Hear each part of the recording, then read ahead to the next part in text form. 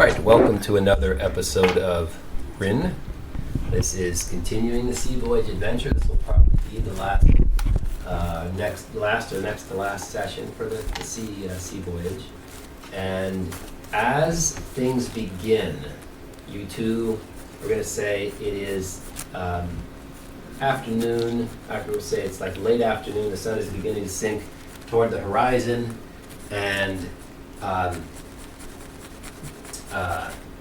the captain of the ship and Crusty have gotten into a terrible batch of bad booze, and they are passed out below decks. What we gonna do without the captain, man? So that leaves at the helm Igax and Dole with his little golem. And as you guys are walking around and looking, all of a sudden Igax vanishes in a puff of smoke, and then in his place, here's you. So let's give you a description. The name is Varkai. I am a mage. I don't know how I got here. Where am I? All right, so how we're going to put this, this has been some weird, magical, we're going to say that you knew Igax. You guys had studied together in some sort of library, whatever, however you want to do it. And you'd been experimenting with teleportation spells. It's called translocation, and something just triggered. You were sitting in the library, or however you're going to make it, wherever you were, and it's just triggered, and you just switched places momentarily. And so you're on the ship, this is just what's happened. You recall that as you were practicing this translocation spell, you just shifted to where Igax is, and you know Igax is where you are, and you don't know how to invert it, so this is what we got. This is Well, not you're stuck here, wizard. the bar like I was trying to go to. Yeah, man, now you're stuck on the ship, brother. Ooh, he's not gonna be happy when he realizes where he's at. That's right. And then I'm gonna give him the update on the recent situation and let him know, we've been. The sea voyage. That's right. I'm gonna let him know what our objective is, since he's stuck along the ride. Yeah, so you're on a sea voyage. They're sailing to Albion to deliver a magical scroll of great power to actually the Drogan wizards and the Temple of Sol. They've requested their aid because they've just been instrumental in stopping the Grand Conflagration from destroying a city in the south and the Red Desert. They were instrumental in that, so the temple has trusted them and they've asked for their aid, so they're sailing up here. So as you guys are talking, and this is going on, I'm going to roll a d12, and we're going to determine what is kind of adventure. Let's see. Okay, so all of a sudden, the sun seems to sink more quickly than usual, and a cold fog starts rolling in. It's unusual because it was fairly fair weather and warm, and the light on the sun dims on the horizon, and it becomes dusk unnaturally quickly. It's like the sun almost drops down unusually quick. It seems that way. You don't know if it's a time distortion or what's going on. And a storm starts brewing. It gets whipped up very quickly. And I'm going to say you can make an arcane lore check to figure out what's going on. Then Can I make a fake lore check? It's arcane lore. Oh, regular lore? Yes, you can make a regular lore check. what's the roll for the arcane lore? You roll a 10-sided die, which is, it's going to be this die right here, and then add the modifier. Well, I rolled a 2, Rolled a Two? and I'm 4. absolutely sure, Okay. and I'm wrong. All right. I rolled a 4, then a +2, that would be a 6. All right, so you have succeeded on your check. You know that this is a supernatural, magical fog. You sense necromancy on the winds. You know that some sort of necromantic magic, and this fog starts billowing now, and it's billowing over the ship, and your vision has become actually very skewed within maybe 50 to 100 feet. Does it sense familiar to me? It does, yeah. Given your interest in necromancy, you sense undead, and you didn't succeed on the lore check. Caleb, you don't have anything, so yeah. And unfortunately, Trey is passed out drunk. And I'm gonna go ahead and that's what you sense, and I would say, yeah, that's what you guys need to notice. being so dead wrong and sure that I know what's going on, I'm just gonna go invisible. You activate your ring of invisibility. He goes invisible, and you're like, you got to yourself. So he goes invisible. I'm going to give you guys each like a round of action. So we'll start with Cody. What are you doing? This fog just starts billowing over the ship. A cold wind is coming in. You sense necromancy. You know it's an unnatural chill. Is there a way I can roll to see if I sense like an enemy in the fog? Yeah, you've got enthrall. You can make. Okay, so there are two ways you can do this. Okay. You can use arcane lore, simply sense the nature of the necromantic magic. Or you can use your absorption to try to drain whatever the magic is out there into yourself to like get a little taste of it. I don't want them to know yet. But if you do that and it backfires, yeah, it could be dangerous. No, so I want to do the difference between absorption and arcane lore. Arcane lore, you're actually tapping into the energy. Okay. But it could be bad. I think I'm going to do the arcane lore to see if there's an enemy because I don't want him to know that if I succeed, I don't want them to know that I've noticed him yet. Sure. Yeah. So make an arcane lore check. That'd be the same dice. Arcane lore. Yep. Same thing. 7 + 2, so that'd be a 9. All right, so yes, that's a high roll. So you know there are disembodied flying heads and disembodied hands and a vampire spawn in this mist. And beyond that, that's as much as you can sense. You don't know if anything else awaits. And where are the spells? Okay, so I'm going to say that's your action for you can prepare the things, but that's also you can have your contingencies prepared. So I want you to think of your contingencies. You can set them to whatever you want, but just so you know, you do have 2 contingencies you can set. Okay. So it could be an enemy attacks me, whatever you want it to be. It can be I snap my fingers. Does that count as an action, or is it separate? No, it's a free action. It triggers on condition. So can I make it to where it triggers as soon as I sense an enemy? Sure. As soon as you sense an enemy, so it triggers as soon as you sense. Yeah, you can do it. That as soon as you sense the presence of an enemy, it triggers and targets them. Okay, then I definitely want to have my level 1 contingency be that. Okay, and what spell are you setting to? You have to set this spell. Conflagration. Conflagration. Okay, so conflagration is going to go off against the first enemy that you sense once it's in range. So it has to be within range of the spell. As soon as it's in range, it's going to get blasted with conflagration. This is going to happen automatically. So you could be sleeping. The magic triggers as soon as an enemy comes up. So. If it was made of flames, though, with the arcane lore, I would have detected fire signature. You would have detected. So no, I didn't. You didn't sense any fire. Yeah, you didn't sense any fire. And then your other contingency is set the same way. So you can think that up. You can think through it. You can also wait and do a contingency and set it. But the nice thing about it, it's your ace in the hole. So you say the magic word, you do this, you get it can trigger. But you can just think of that. And then, so Caleb, what are you doing? Have you told them what you sense or not? Well, I don't know where. I only see one person because somebody went invisible. Oh, he went invisible. Yeah. Okay, yeah. So my fake lore turned out to really be convincing me. I tried to throw a signal real quick to him to warn him that there's a threat. Okay. What do I need to roll for that? No, you can just talk. So you just tell him. Okay, so you go invisible. All right, so he goes invisible. As soon as you look at it, you're like, well, what is this ship? I thought I was unique. You got like 4 rings of invisibility. Those are very powerful magic. I'm just looking around like, where did everybody go? You'll be invisible for an hour. So what are you doing? You went invisible? Yeah, that was my action. Okay, so you went invisible, and now I need a magic potato, but an immaterial ghost ship just comes out of the fog and sails right through your ship, and you feel it passing through you, and you all need to make charisma checks. So you're going to roll a d10, add your charisma modifier. I'm rolling a d12, and it says ×2. So I roll it twice, I think, and that was your special. My high roll might have saved me. I had a 7, but it's a -2, so I got a 5. You actually failed. You did a 6. Got a 4. You get a 4? 13. Okay. What the? So you feel fine.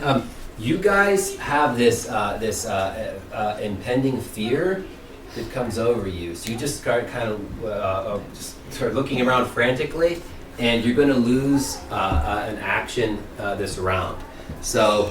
It passes through. It passes through very quickly and sails through you guys. Is there any way I can do my contingency because it's passing through me? It's not actually a foe right now. Okay. So it's not. Yeah, it just passed through you, and then after it passes through, you guys are shaken. You're not, but then in come 3 disembodied flying heads. They look like these like drowned women with long, ragged hair. They're pale skinned. They've got these big piercing eyes, and all they see is you. They don't see these guys. So they're all going to come after you and target you. So that's how we're going to begin. Let me get these. Well, now I'm mad because they made me scared. I'm gonna. Yeah. I suppose we should. Yeah, go ahead and do an initiative. Roll your d10. 10. 10. 8, so that would be a 10. All right, and we'll get to your contingency because that's going to go off too. Yeah. Got a 9. So. Please win initiative. Wait, I'm invisible. What does it matter? Yeah, they're not aiming at us, but it'd be real nice if we could save him. Well, I get waylays for an hour. So who got the highest initiative? I rolled an 8, and then I have a +2. Both got a It's a 10. 10. What'd you get? Got a 9. Okay, so you all beat. Their initiative is a 7. So Okay. initiative checks you want to meet. They have a set rating. If you beat it, you act first. So what is going to happen? You're all going to get to act first. What's your agility bonus, Isaiah? +2. And what's yours? +2. And then what's your percentile? 73. What's yours? 60. So he just edges you out. He's going to go, you rolled the same Okay. thing. So you're going to go first. You see these 3 heads, and they come just screaming out of the fog, and you realize there's no body underneath them. They're looking right at him. And as they pass by you, they give out a sniff. They can smell you, but they don't think anything of it. And they can smell you too, but they're going right for him. So what are you going to do?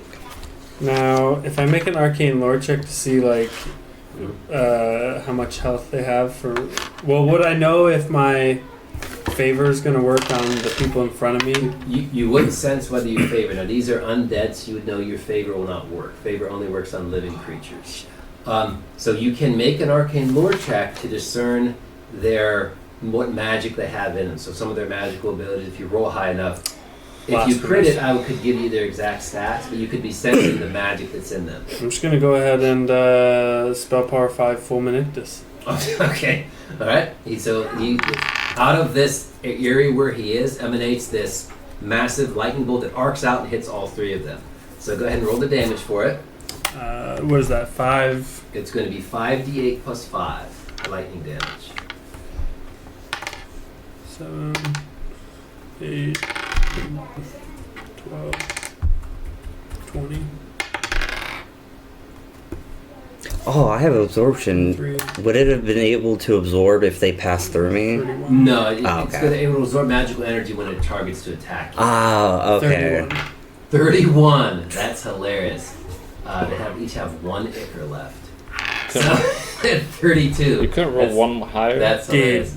All I right. rolled like 3 8s. So out of the place, and you being a mage, you realize he's channeling out of where this little. You see a momentary outline of a little hobbit form, and he's kind of wreathed, and it just shoots out this lightning bolt. It hits the one, arcs to the other, and arcs back to him. It just hits them all. They get fried. They let out a terrible scream, and they're very angry. He's blasted them with lightning. Now it's your turn. They've not gotten to you yet. They're just moving toward you, but you get to act first. Okay, so if I remember for the mage, there was a way where you could channel the spell into Yes. the weapon, right? That's correct. So you have a few options. You can channel it through your weapon. If you hit, you can cast the effect, or you can just cast the spell regularly and not channel it through your weapon. It's up to you. The only disadvantage of the weapon is if you miss it, the spell won't go off. Okay. But you get to attack. So generally, it's more beneficial. So am I able to channel the level 2 spell You can into my weapon? Your Perest ability. Okay. I know I didn't go over all this, but Yeah. your Perest ability you can channel. Alright, so... But the only thing is, you took Fireball, right? Yeah. Okay, so the thing about Fireball is you're going to be shooting a giant fireball in your ship. So it's going to seriously damage the ship. Well, I was thinking if they're still above, I was going to aim above. Right, so how you would handle that would be an arcane lore check if you want to try to miss the ship as they're flying in. You're kind of targeting it in the heat of battle, so you could potentially light the ship on fire with the fireball. That'd be the only drawback. Send it. So It's up to you. what I'm gonna do is I want to make an agility check because I want to jump. I want to channel it into my main gauntlet. You're gonna run up to him and and punch him.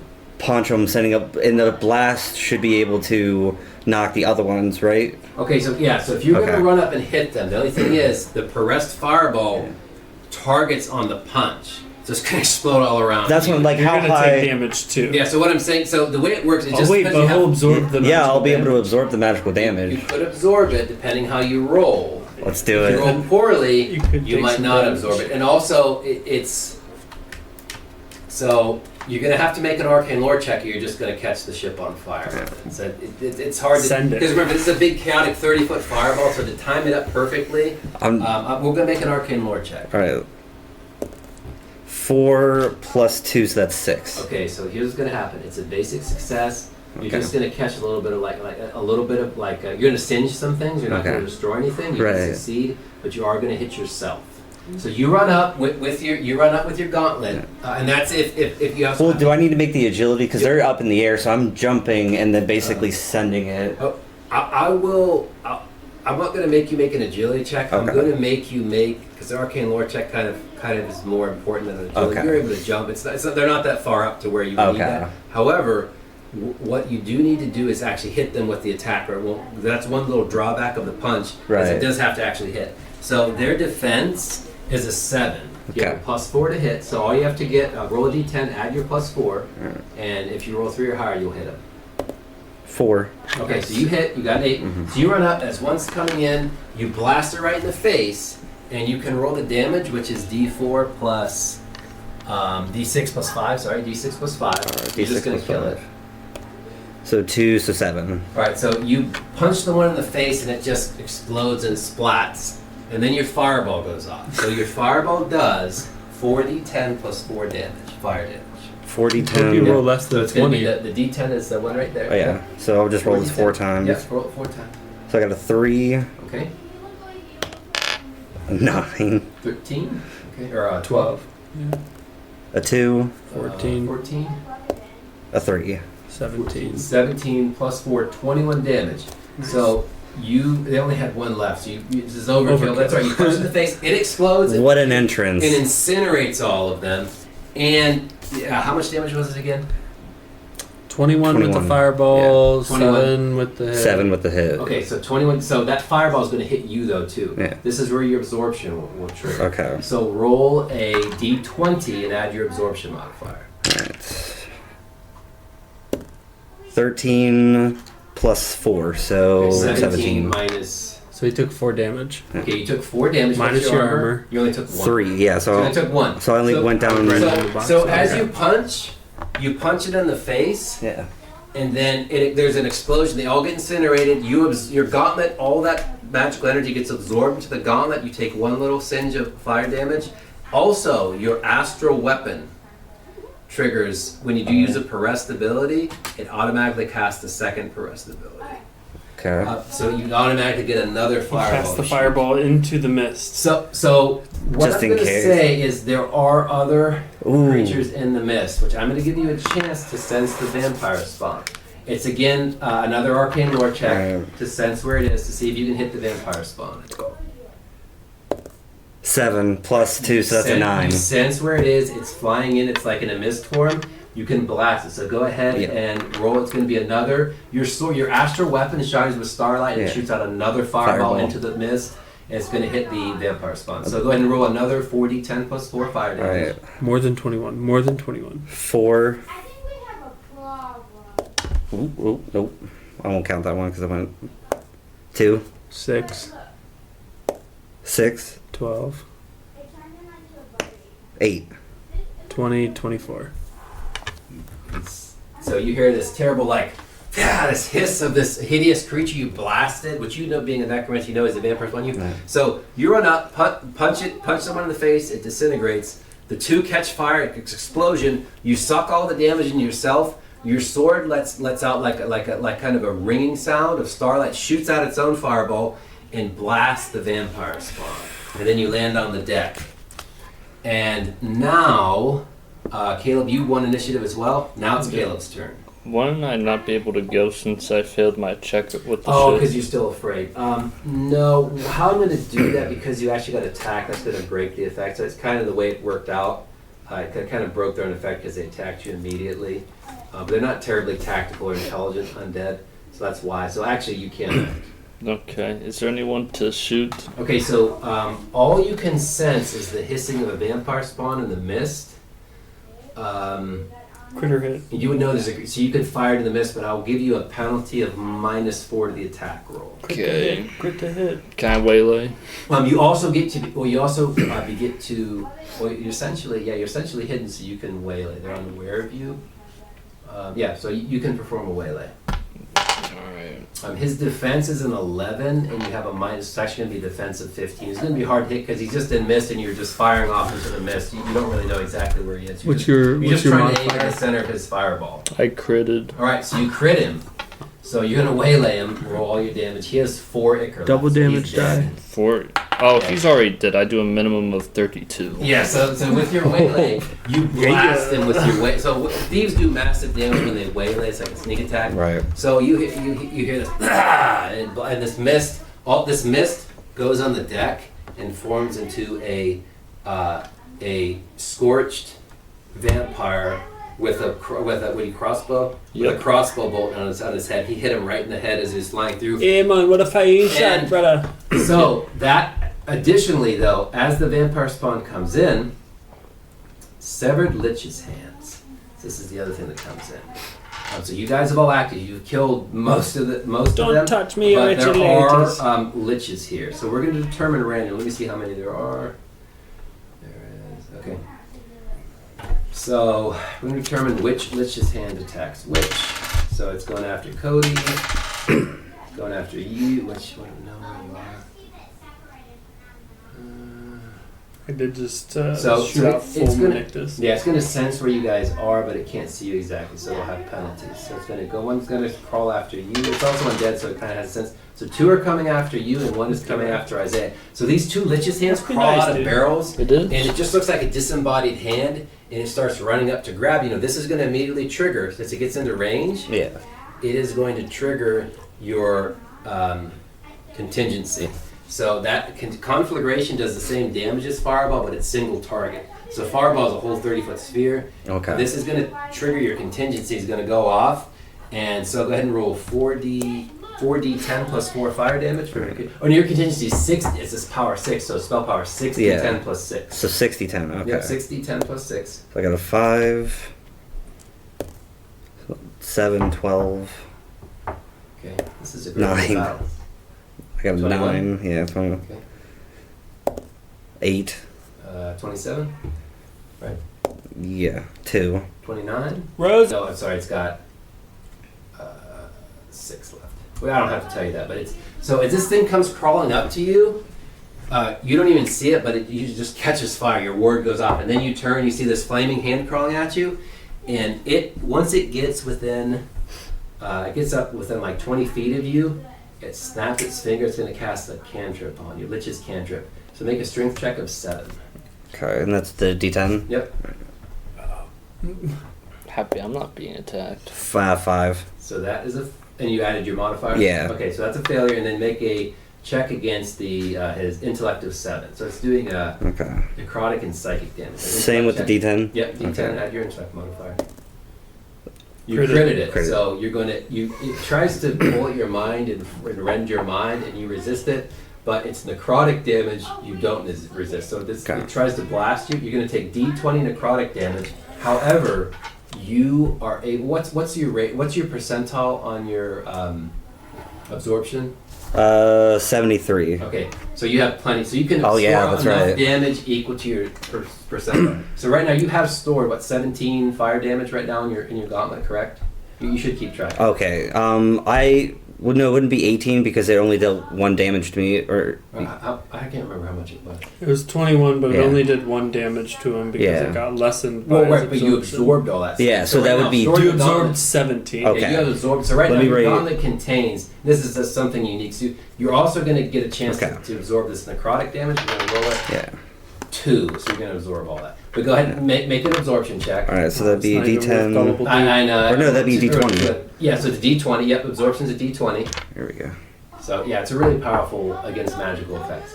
So that is a 6 plus 4, yeah, so so 10. it snaps it and it lets off this tiny little cantrip and your gauntlet just absorbs. So now you have 17 fire damage and 2 necrotic damage. You can unleash this on an attack. Okay. Then the second one comes over and it's going to try the same thing. And let's just cantrip. So strength of 7. Alright. Crit. Alright, you succeed. And intellect of, so Cody remember that. intensely stares back. And the last one is going to come after you. It's going to have a -2 to attack you. So, oh no, I'm sorry. Let's just see. Yeah, I'm going to give you a +2 to your. So it's the rolls will be lower. So you need to make strength 5. So you're going to have like lower difficulties on the checks. Strength 5. I got a strength 5. All right, so you actually your little hobbit fights off the damage. I'm a full-grown And then- man now. and- Don't you call me a little hobbit. And they go, so, oh, you are. That's right. It That's transformed right. you. I'm a It full-grown, transformed beautiful, you into a handsome big, man beautiful- now. Yeah, it's a long story, but the little halfling now is in the form of this big hunky barbarian. I asked to Oh, be the God. luckiest man alive, and So this the is what genie I made look him like. look like himself because he was self-absorbed. So make an intellect check of 7. A 5, right? 5, sorry, yeah. 7. All right, you actually ward off all the attacks from the lich's hands, and now it's back to the top. You just have these 3 hands on the deck. All right, I'm going to go ahead and cast. You have a sling. Yeah, we're gonna go ahead and do the bullet of explosion. Bullet of explosion. Yep. Okay, but you realize that's going to explode and catch the ship on fire. Oh right? yeah, we're not doing that. I was just kidding. You guys want to burn I down just the got ship? here. Bang! Good. Yeah, it's the only danger of fire magic on a ship. Yeah, it's. Here's the issues. Now I'm you got gonna 2 pyromaniacs. Yeah. I'm gonna sling the magic potato at him. Okay. Its defense is an 11, which you get a +2 because you're invisible, so its defense will be a 9. And you going after the injured one or the healthy one? Healthy one.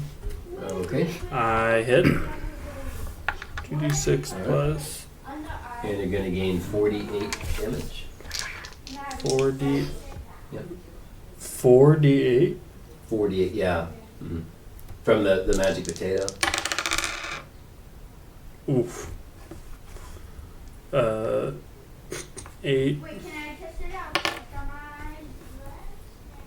13, 16, 17, 24. 24. So he gets out this potato, which you're like, what is that? He puts it in this thing and smacks this lich hand, and it splats and it rides around. And now it's back to Cody.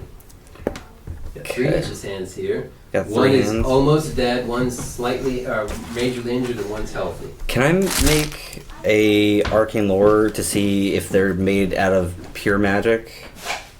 I'm going to say you would know they're not made out of Oh, pure they're not, magic. This is okay. actually a disembodied hand of a Okay. lich, which he's cut off and they regen. So it's like a failed experiment from a lich, basically. Okay. Which is a very powerful undead magic. But he's not nearly as powerful as a real lich. It's like the leftovers. of one of Right. his experiments. No, I'm trying to figure out a way to absorb all of the power from the hands. You'd have to wait for them to attack you. You could unleash the power. When you hit, you can unleash it because you have 17 stored fire damage. I might. Where are they pretty close to me? They're all within range. Oh, they're- You can run over to. Yeah, they're, one of them's on Isaiah, but it's all within range. You can reach whichever you want. I run up to the one that's close to his character, Okay. and I attack that hand. Okay, so you've got. Okay, so that's going to be one that is is somewhat injured. So its defense is an 11. Okay. So I. So you're going to roll a d10 and add your +4 from your gauntlet. Okay. So I crit. All right, so you're going to get an extra damage die. So it's going to be 2d6 plus 5. 2d6 plus 5. Yep. So that's a 5 and a 2, so 12 plus 12. So it takes 12 damage, and then if you wish, you can channel. Now you can dole the damage out however you want. You have 17 fire damage. Now the 2 necrotic damage you have, they're undead, so they're immune to Yeah. necrotic damage. You can channel the fire damage into the attack if you wish to.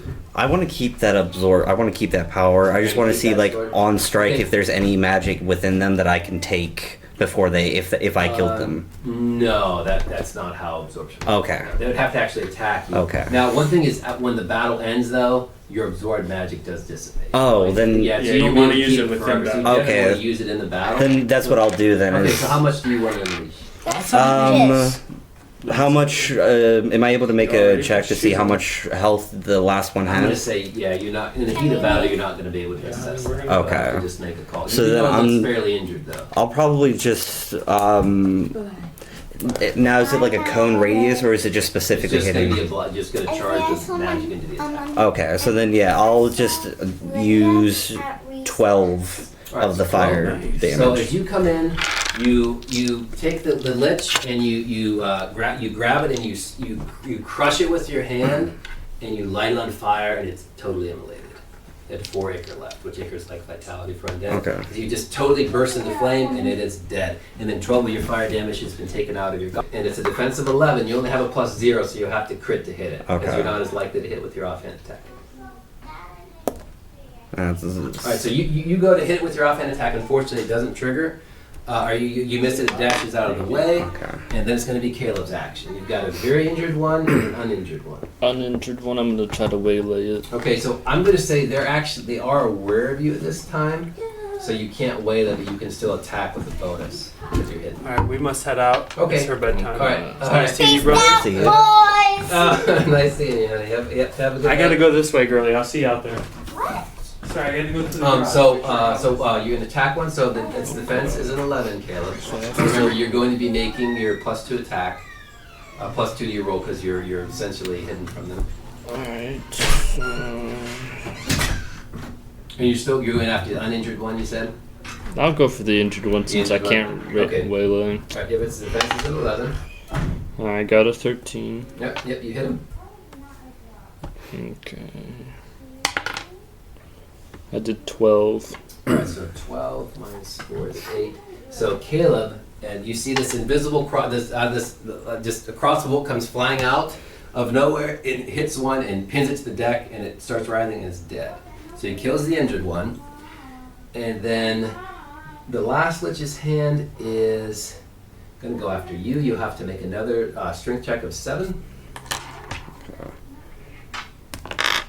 I crit. All right, and then an intellect check of 7. You rolled, you rolled well. That's good. I got a 9. All right, so you defend. Your strong mind and your strong body wards off the lich's attack, and then there's one left, and then it's gonna be Isaiah's turn, which I'm just gonna make an attack for him. So he hits it for 6 + 4. 5. So Dolph Zune hits it for 9 damage minus 4. It's 5. So he hits it with a little sling bullet and injures it, and then it's going to be back to you. Okay. Let me see what Wreath does again.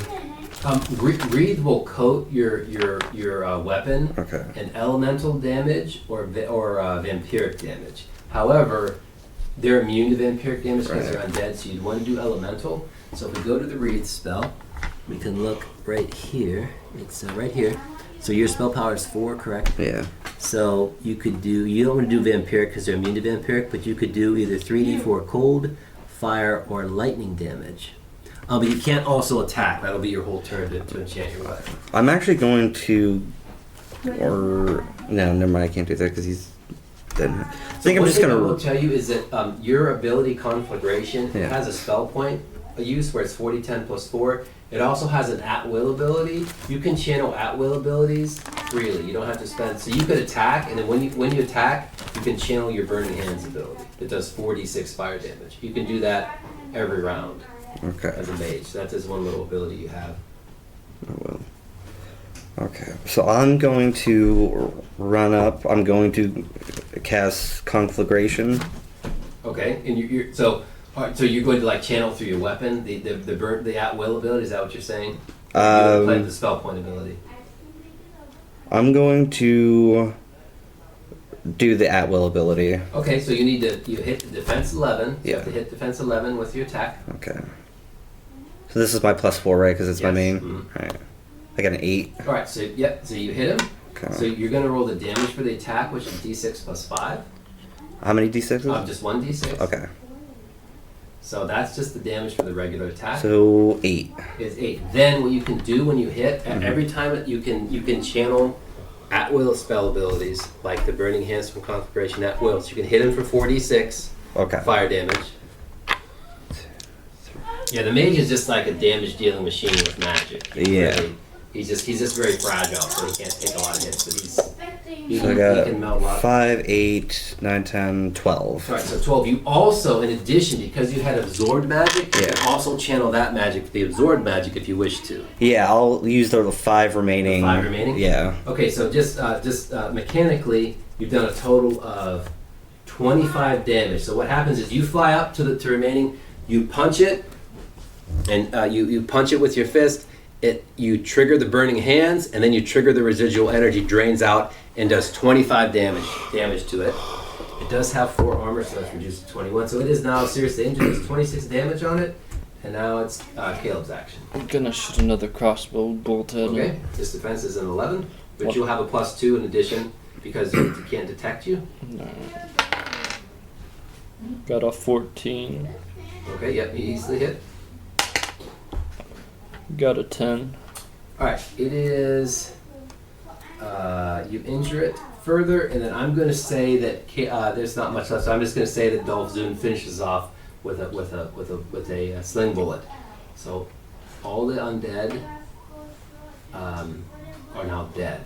They're either burnt to a crisp, or the undead spawn is there. It finally formed on the deck. It's got the crossbow bolt in its head. It's burnt.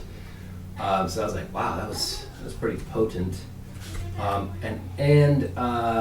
After the battle, there's a strange comment. I got to use the restroom. I'll be right back. If you guys want to decide what you do, there's just a strange calm there. So you can role play or do what you want, and I'll be right back. Strange calm. So what do you think it is? I don't know. I drank too much last night. I was finally researching for transportation to different locations when mine had fizzled. So I'm unfortunately on this desolate ship. You're so hogwash.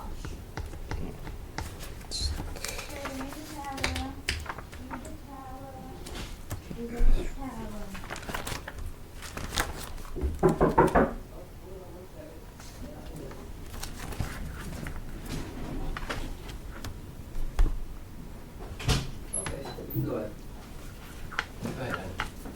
Okay, so anything the smoke clears. We're gonna say that Dolph Zune. I guess I forget he's not a little halfling anymore. He's this big hunky guy. You don't know why he's using the little sling, and he just kind of goes. And so what are you guys doing? Caleb, I guess you're invisible. Anything? I'm trying to figure out where I'm even at. One minute I was in my study, the next minute I'm on a ship. So I'm gonna say Dolph said appears you've been switched with the wizard. You just realized it was your spell that went off. Your that weird translocation spell you guys had been experimenting with. Finally, something triggered. You didn't realize it was gonna actually you must have misread a magical formula or something, and you switch places. Better not be drinking all of my booze back. I swear. He's in a tavern drinking. However, after the battle, you see in the middle of the deck where the vampire spawn died, kind of in the center of where all the undead were and the remnants are, you see like this brown stain forming on the wood. It almost looks like a brownish blood stain. It's just starting to form slowly. It's deepening in color. That does not look good.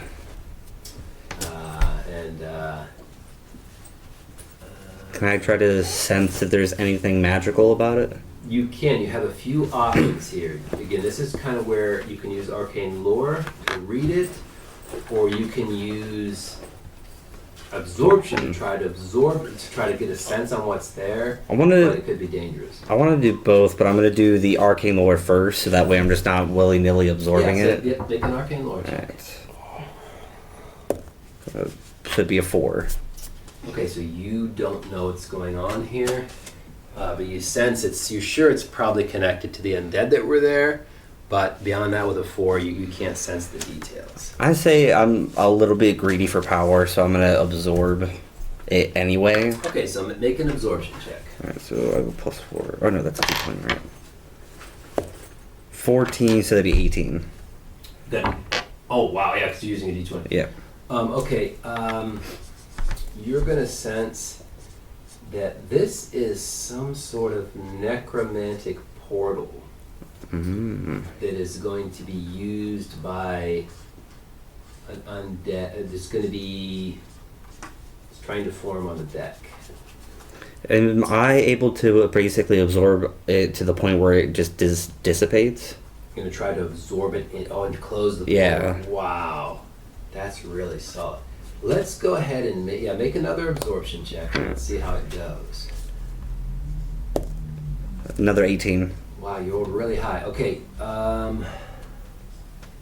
you realize that this is beyond your power to close it. However, with an 18, that'd be the equivalent of a 9. You can attune yourself to the magic in the portal, and you will know immediately when it's going to trigger and open. You know Okay. it is going to open. Okay. Because there's powerful undead that are working their magic at a distance. You know it will trigger exactly at midnight. Oof. That's the exact hour. That is not good. And that's going to be here in about 3 hours or so. I mean, do you have any ideas of what we should do about this? This does not look good on a vast sea of endless water. Okay, I have a magic bottle. So do I? Magic bottle trap. You want to try to use that? Okay. Yeah. That's awesome. Let's go to the magic bottle trap. Let's look it up. We'll read the description of magic bottle trap. This is an uncommon thief item. The thief deploys this magic trap, which invisibly affects a 20-foot sphere or is tied to an object. When a creature enters the sphere or touches the object, he gets sucked inside a small bottle, along with any other creatures within 40 feet, ignoring magic resistance and immunity. The bottle can contain creatures whose combined vitality, ichor, or animation do not exceed the thief's deafness percentile. What is or thrice your death? So what's your deafness percentile? 26. 26. So it would be 78, right? Yeah, 78 hit points worth will be sucked inside of it. So you're going to set it by the portal? Yep. All right, so he sets up. You see the thief pull out a magic bottle trap. As a mage, you realize it's magical. You don't know the nature of the magic. But you can sense it's a powerful magic. And you see him set up, and he just puts it right in the middle of the center of the stain. And he kind of twists it, and it is set. If you want, you can ask him about it, but you see him set this bottle in the middle of it. It's radiating magic. Where did you get that particular looking bottle? Probably stole it. Yeah, you did. I think you stole it. Was it in the? I stole it from somebody. I think it was from the elf prince's gallon. You guys stuck into his treasure room and looted it, I believe. Yeah. Can I do an arcane lore check on the bottle? Sure, you can check that. 8 + 2. So it is a bottle. You would know with a 10 that it is a bottle that will trap a creature inside of it. It will trigger it. The first creature that comes through, if it has, if it's powerful, it depends on their hit points really. It will get sucked inside and trapped in the bottle. Okay. So that's what you sense going on. Do I notice any like hidden things within the bottle? You don't notice anything presently in the bottle. Okay. So otherwise, you guys are going to have a few hours, but if not, we can go toward we can skip ahead to that, or if you make any other preparations, it's up to you. So, is it in the front of the ship? I'm going to say it's right in the center of like the lower, like the area and the main deck. Okay. I'm gonna climb up to the crow's nest and hide up there. Alright, so you're hidden up there. Cody, how are you preparing? You do have, now remember your wreath spell will ask for spell power hours. So that would be 4 hours. So you could wreath your weapon in magic, presumably flaming magic. Yeah. And you would give it 3d4 fire damage. I'm gonna kind of do the similar like what he did, with climb up, but I'm gonna use my agility and just kind of hold on to like a rope as I'm using the wreath spell. Now up there, it will be like they'll be coming through the portal. So to get down there, you'd have to climb down there to get to them in melee, just so you know. You want to be at a distance and make them come to you. No, my goal is to basically do a like surprise jump attack. Oh, okay. So what I would say is, in order to get, so you want to be like partially up the mast. So where they can't, they're gonna crawl through the portal. They're not gonna see any. They're gonna think it's an abandoned ship. Okay. And then it's basically going to do a jump attack. Okay, Surprise. you'll leap on them. Yeah. So what I'm going to do is, since you guys are ready, I'm going to give you a +4 to the initiative check. So what ends up happening, the stain begins to deepen and get darker and actually turns like a blood red, and you sense midnight coming. You know it's coming. So all of a sudden at midnight, precisely, it opens and out steps a full vampire, not a vampire spawn. It's very powerful. I'm going to look up the stats on it. And if it has the, I don't, let me look up the exact stats on the vampire. So unfortunately it has 8, okay, so it actually does not trigger the bottle trap because it has too much health. That's okay. So unfortunately the bottle trap is not triggered. However, it comes out and it has these red glowing eyes, long fangs. It's in your standard like aristocratic vampire outfit. And it has, let's see. Oh no. Big glowing eyes, these claws, very hypnotic looking eyes. And its initiative is a 9. But you guys are going to get to make a check against it before it acts. So, With the D10, right? Yep, it'll be a D10 and add your initiative modifier. Which would be +4.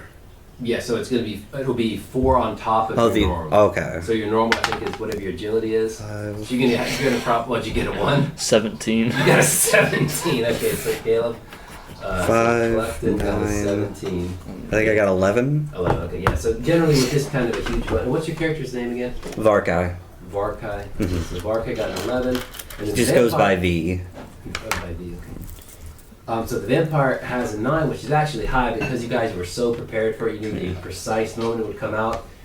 It lets out this big hiss and it's looking around.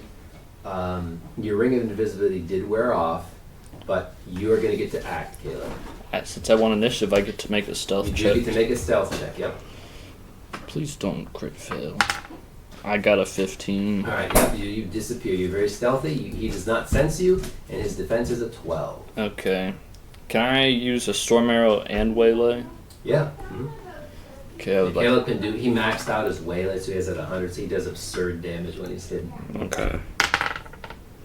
I got a 14 for the Yep, attack. his defense is a 12. He has a very high defense. Do you hit him? Okay. He's like a stealth archer build, basically. Then roll the damage. It's gonna be a headache. I'll do the storm arrow last.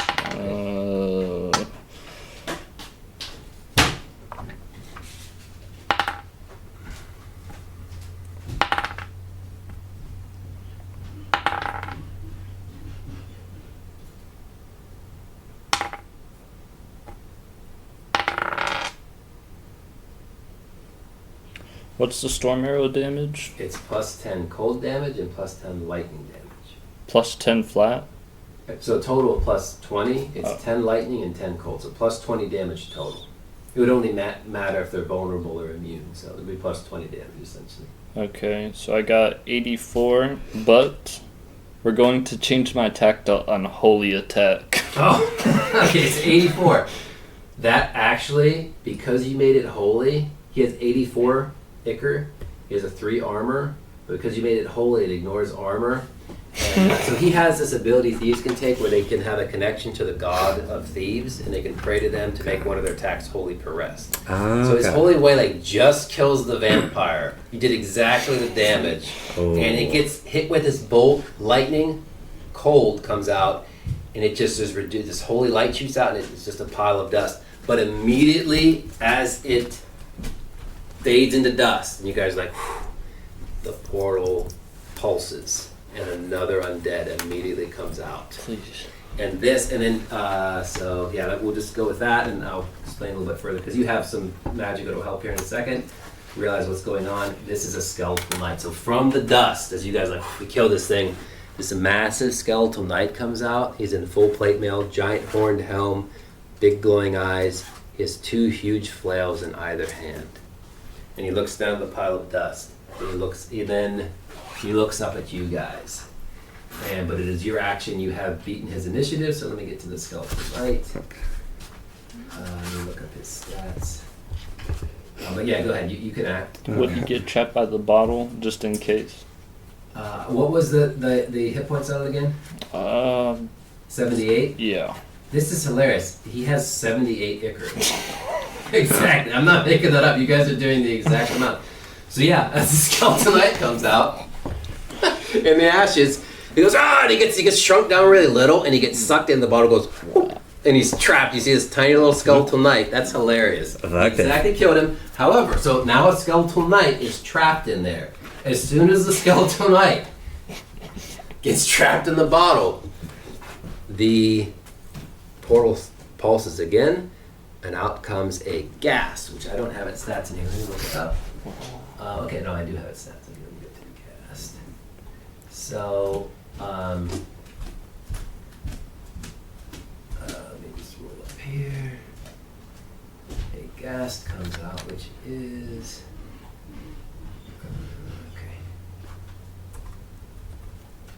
a gas, which is like this loathsome, stinking, like it looks like it's got huge bulging eyes. They're known for their cannibalistic. They eat humans. That's their main thing. He's just this foul, disgusting looking, deformed creature. And he comes out, he looks at the pile of dust, he looks at the bottle with it, and then he looks up at you guys with these hideous eyes and face.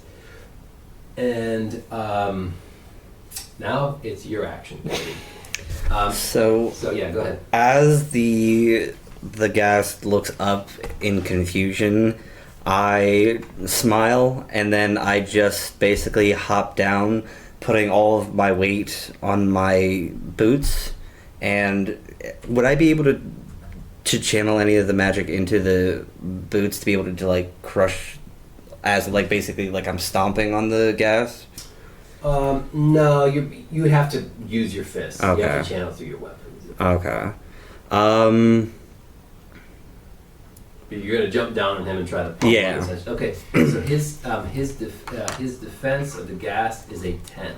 Okay. And then that would be, I would get a plus... Plus 4 from your gauntlet.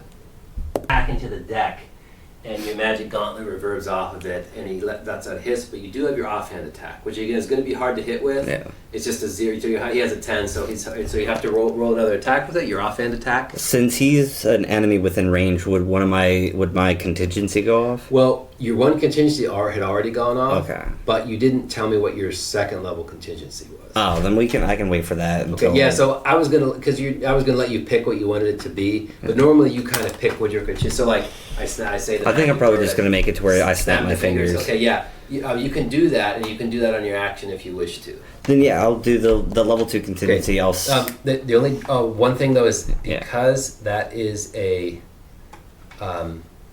that's a necromancy spell. He's actually immune. Like rending only works on living enemies. That's one little trick to it. There is a version of rending though that you. Well, no, I have fireball.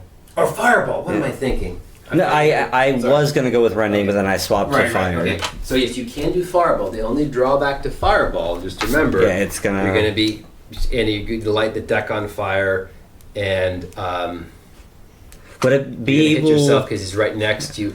Now you could try to target it so like you can make it explode up here, and then like just catch him and you. Yeah. You know what I mean? But that's where like you're kind of pushing the magic. So an arcane lore check to make that exact explosion. That would be the only thing. Otherwise, you could misfire and catch the deck on fire. Would I be able to angle the hit too, to where like the fire could also hit the portal, to try to cinch the portal and burn it, and kind of stop the portal that way?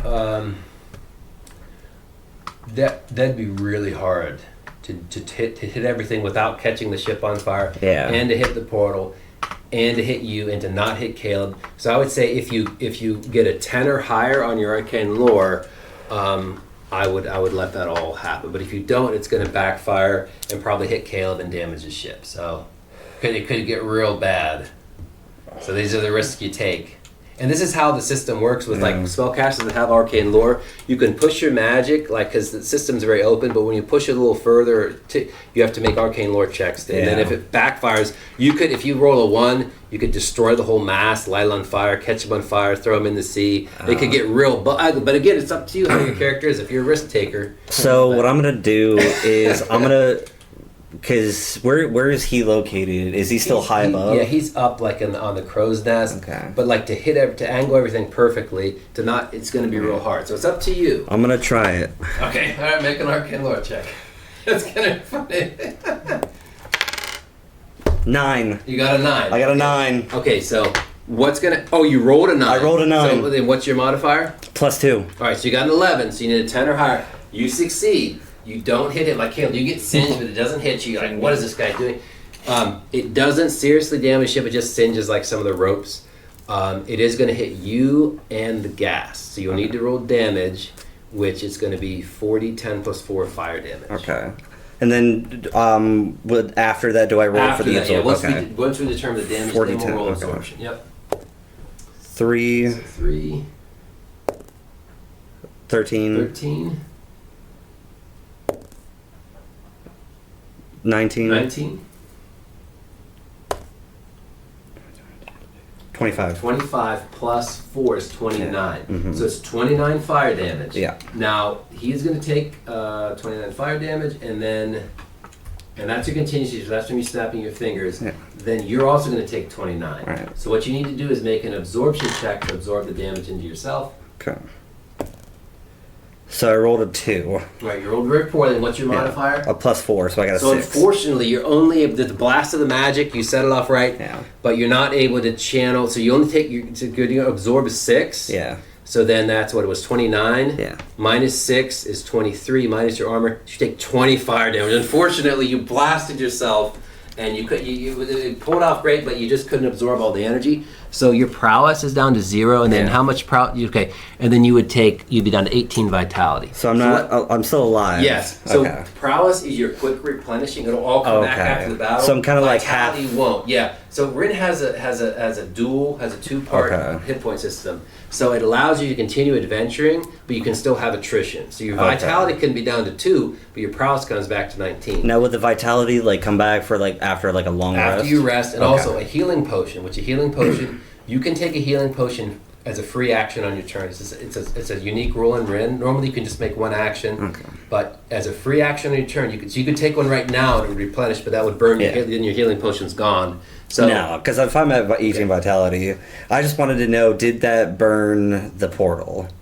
Because the goal was to burn. It did hit the portal. When it hits the portal, you immediately realize this thing does have a life source. It does have a power source in it, and it is.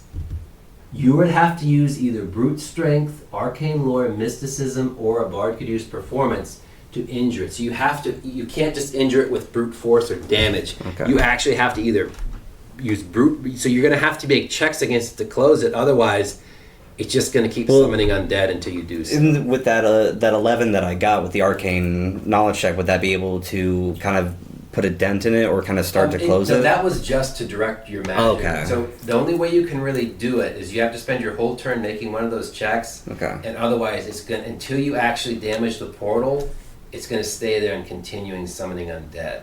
So you're going to have to make checks against it. Okay. So what I'm going to have, this is Dolph Zune. I'm going to throw him into the battle. He is going to make a intuition, lore. All he has is strength. He's a -3 strength. So Dolphloon, I'm not gonna play him too much because I don't like he's like a fill-in character because he's not here. He's gonna run up and try to pummel the portal. So he damages it for 5. So the little he's actually a halfling, even though he looks really tough, but he still has a -3 strength because it's just the form. He pummels on and tries to rip apart the portal. He does 5. So I'm gonna kind of just keep him as like a side thing. Okay. You guys are gonna be so it does take. I just keep track. It has 5 damage up. So he starts pummeling at it with his fists and damaging them, breaks little pieces off. Okay. And so that was now, and then you still actually, believe it or not, have your offhand attack because you haven't used it yet. Okay. Because that was your contingency. You can still attack, but you have to get a 10 to hit him. But So would that count also for the portal? no, you can't damage the portal. You can only damage the portal with Oh, so it's only proficiency. a main. Okay. Yeah, it's going to take your whole round. You have to spend it. But say, how many points did the other guy take then with the fire that I had unleashed? He took the ghast took 29 damage. Okay. Is he still kicking? He's still up, yeah. Oh my god. I'll try He's to a powerful undead. use my offhand and see if I can't. So his defense is a 10. You have to crit to hit him, but he's 3. okay. So, but after all that, you did a lot. Yeah. You missed with the punch. You snapped your fingers. The fireball went off, and then you realized the portal. It's got to be destroyed, or these things are just going to keep coming, and it can get real ugly real quickly. All right, so now you guys have acted. Now it's the gas turn. So the gas turns at you, and it's going to do 2 attacks with Toothless Bite attack. So these can get, so make threat 12. So what threat means, that's the number you have to roll to defend against. So your defense, if you look at your main hand, is a +3. So it's going to be hard. You don't have a very high defense, so you have to roll a 9 or higher or you're going to be bitten by the gas. I got 2. All right, so he's going to bite you. It's going to be 5d8 damage. Okay. So let me roll that. That's 2, 6, 11, 16, 20 damage. Okay.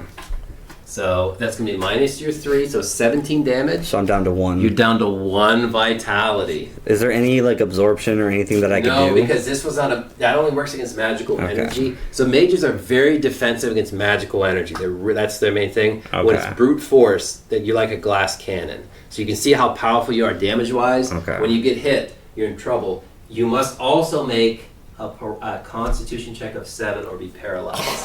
Yes, this can get ugly. These gas are nasty.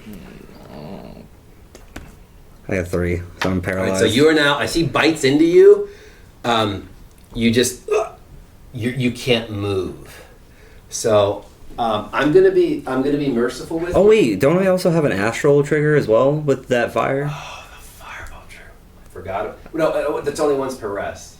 But did you guys rest? Isn't it at midnight? Which Yeah. is the same day. Yeah, but you didn't rest in between. That's only so the astral weapon only works once per rest. Okay. Yeah, it's a great ability, but I think it only we're gonna at least make yours once per rest because it's already a very overpowered item, Right. as you can tell. I'll have to because I'm still developing the expanded rules. I think the normal astral weapon probably triggers every time, but that just would be. It's like a high level enchantment to have, so I'm probably not going to give that. We'll just make it once per rest, and it's still in playtesting phase. So unfortunately you are paralyzed, and I'm going to be because first time playing, I'm not going to have him actually eat you because he is intelligent. You realize right now you're paralyzed, you're not a threat, but the guy up so he's going to climb up the mast and attempt to attack Kayla. I'm going to give him a check. Because he's not necessarily, he still is going to have to make a check. You're down to 1 vitality. So he manages to scale up, and he's like this loads of undead. He just scales right up, kind of think like Golem, and he's going to try to take a bite out of Caleb. Defend against threat 10. Got an 11. All right, so he tries to bite at Caleb, and Caleb kicks him away, thankfully, because that could get real ugly if you paralyzed both of you. And so now we're back to the top, which is going to be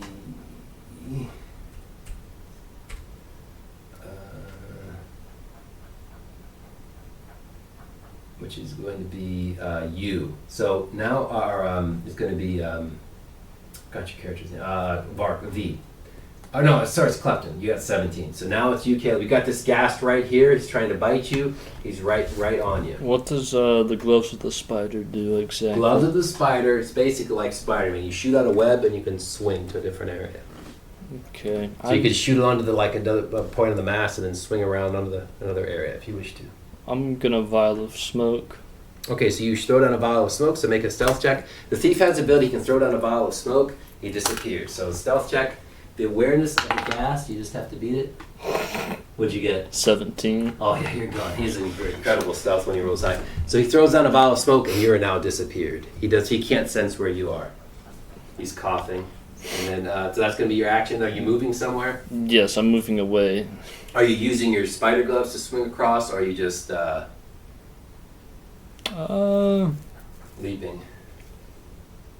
Actually, your spider gloves would be an action, so that would take your whole action. So you got to try to climb down the mast? Yeah, with climb walls. Okay, so I'm going to say because you have climb walls, you don't even need to make a check. Normal climbing, you can just scale down. So you scale down and you run away. Now,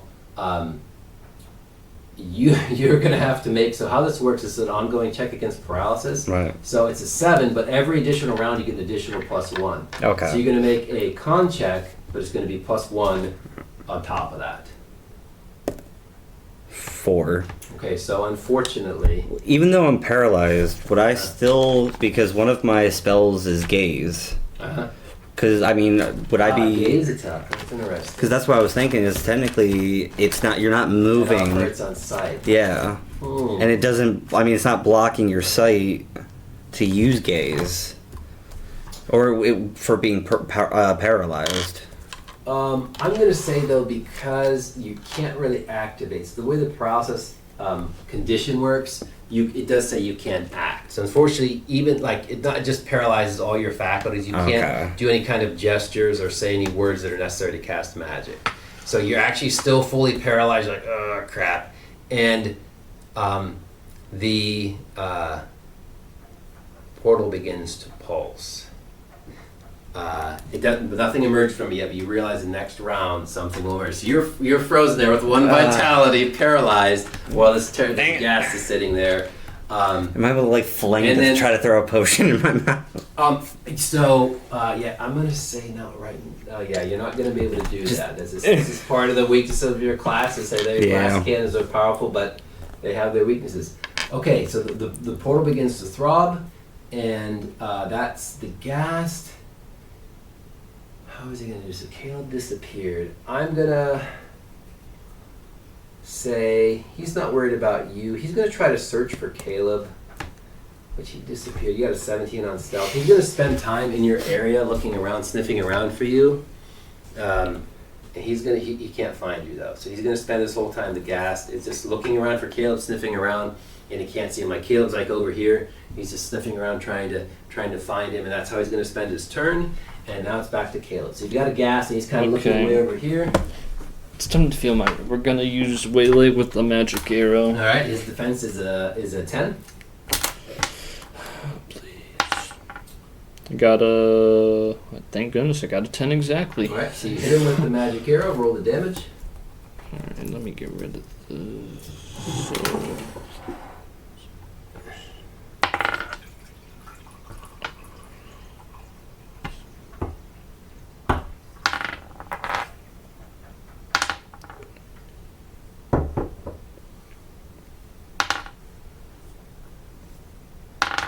His waylays are crazy.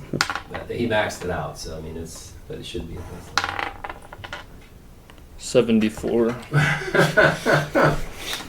So Zol is sniffing around, and he's right to the back of his head, and he sprawls. The portal throbs, and you're going to get to make, before something comes out, because you have initiative, you're going to get to make your con check at +2. Okay.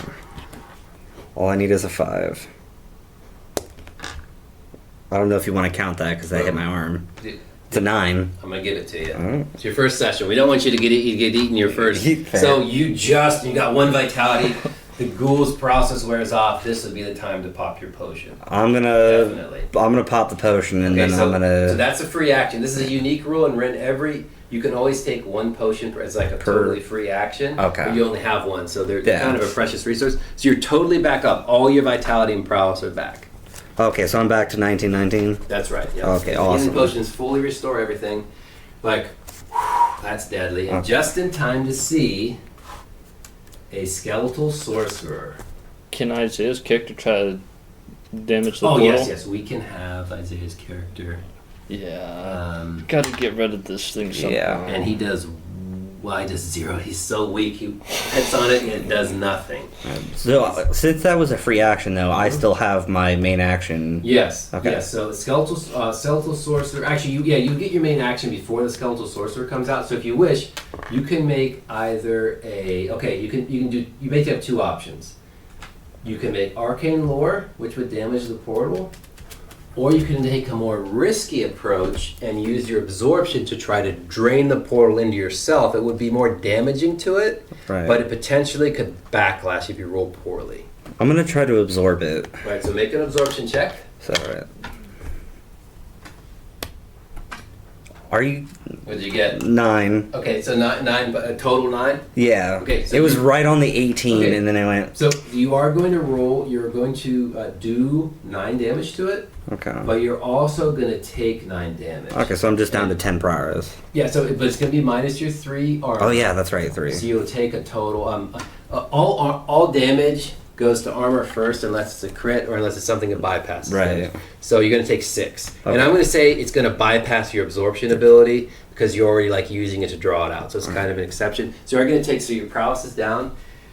So I'm down But you to did damage it significantly, 13. and then out comes a. So does that mean I have 9 necrotic damage that was absorbed from it? No, so the way you're using absorption a little differently. You're using it to Okay. like damn it. You're not using it to draw it Okay. in a normal way. You're using it just to like mess with the portal. Got it. So it's kind of basically like putting it out of sync. yeah, you're kind of like siphoning yourself and disposing of it. So it's a little different use of the ability outside of like non-combat use. I got it. But it is now significantly damaged. The portal is with that roll. But out comes a skeletal sorcerer, and he has a dark bolt ability, and he is going to blast you with his dark bolt. So you must defend against threat 13. Sorry. Okay. So I'm rolling a d10. Yep, it's going to be D10 and roll your defend bonus, which is a +3. So they have really high attacks, and you have a low defense. So you're like really a glass cannon. So you're going to be 7, so I had 10. okay. So you're going to get hit for 8. Rolled high, 15 damage. Minus your 3 armor. 12. 12. Yep, so you're down to 1 prowess, I think. Yeah, Then make a 19. strength check of 7. 7, so I have a +2. 9, so Okay. 11. So you actually blast you with necrotic energy, and you're able to resist it with the strength of your body. Okay. So you get hit by the staff with like a powerful strike, but then you resist the necrotic attack. Then he's going to hit you again. He gets 2 attacks. So he's hitting you with Okay. his staff again. Defend against threat 13. So I need. So it's. Okay. Yeah, you're going to have to crit. He's got a really high. Now, 2. You get hit again, and he's going to do 6, 11 damage. Okay. Minus your 3, so you take 8 additional damage. Okay. Am I able to do anything with the absorption or anything? No, that's only gets magical effects, which will be coming next. So you want to Okay. so the 8 damage is going to get rid of your prowess. So 8, so I'm down to 11 Down to vitality. 11 vitality. However, make a strength check of 7. 8 plus Okay, 2. so you actually succeeded again. So Yeah. if that, you actually, which you could have absorbed it if you'd gotten hit. Yeah. But again, you resisted it. So you got hit. You took these 2 powerful strikes from his magic staff. You resist the necrotic damage, and Glass cannon, my butt. yeah, you're a glass cannon. That's pretty much what you are. I'm taking these hits. Yeah, you are. Yeah, you are. You're taking some hits from the skeleton source. So now that was its action. Now it's Caleb's action. Vials of smoke.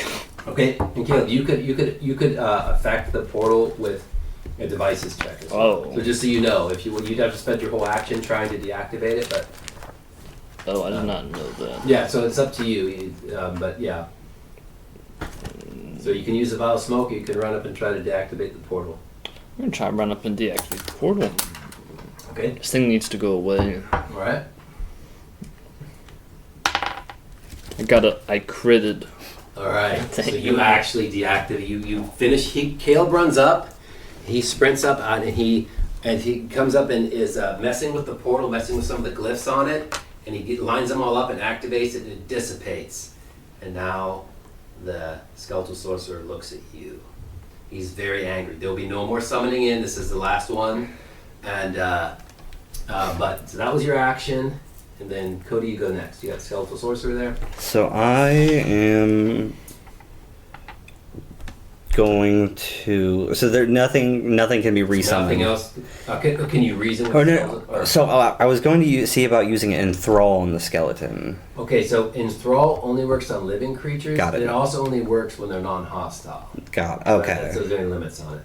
So I'm going to then probably just run up. Is it effect or is it or immune to necrotic? It is immune to necrotic. Yeah, so it's undead. So it's immune to vampiric, necrotic, and poison damage. Okay. But you could hit it with conflagration.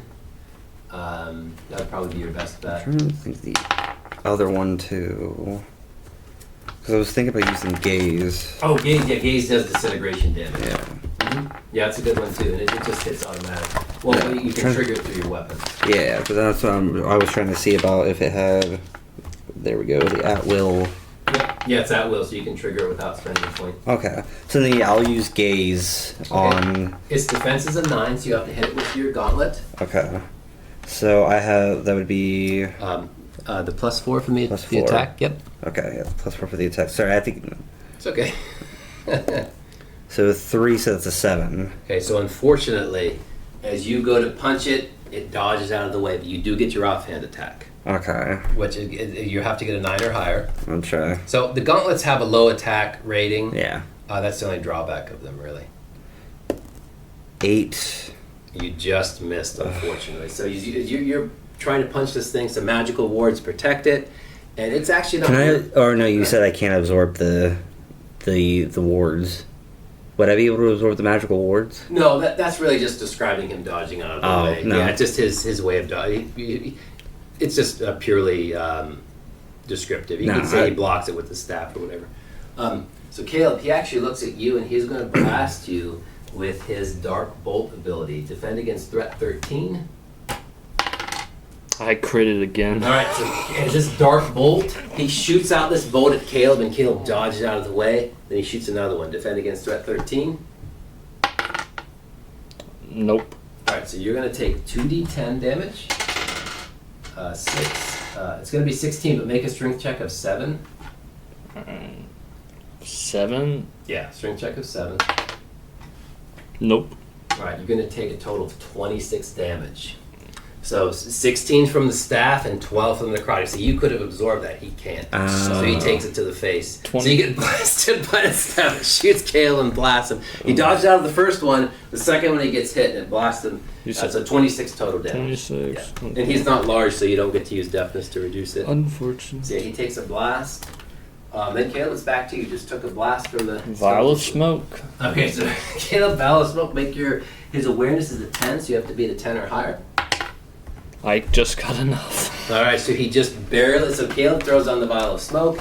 He's gone, and the skeletal sorcerer turns to you, and it's your action. Alright, so I'm going to try gaze again. Okay, since he's looking directly at me. You're gonna attack. Yeah. Okay, so you have two choices, just so you know. You can just cast a spell and it'll just work. Okay. But if you want to attack and channel through, like, I think so then I'm just the gonna mage use the has spell. to kind of weigh that. So you're just going to use the gaze Yeah, attack. So he it's like as he turns to me Okay, he's gonna angrily, gaze at I'm Mark. already mid activating that Okay. spell as he's so he doesn't Okay. even get a chance. So that's going to be 4. It's going to be spell power d4 plus spell power. So 4d4 plus 4 disintegration damage.